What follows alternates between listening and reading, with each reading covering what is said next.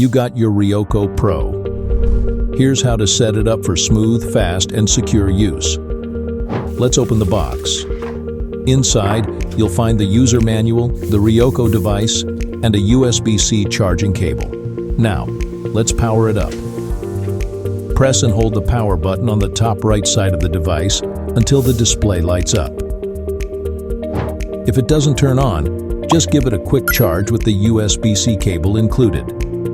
Once the Ryoko Pro is on, it's time to connect to it.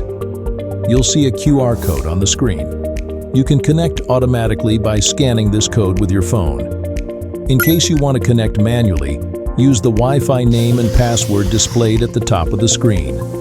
Congrats! You're connected to the internet via a secure, safe, and reliable connection. But before you leave, here's some extra tips for being in complete control. You can check your signal strength, the number of connected devices, and battery level at the top of the Ryoko screen. To check your data usage, just press the menu button on the Ryoko. You can see your plan info and data remaining. Enabling Ad Blocker. Head to the Vyota Features screen and toggle on Ad Blocking and Security Features.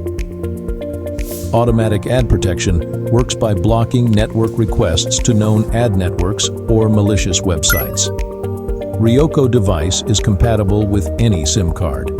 However, ad blocker and ability to monitor your data usage directly on the device's screen are exclusive to the Vyota SIM card and will not be available if you choose to use a third-party SIM.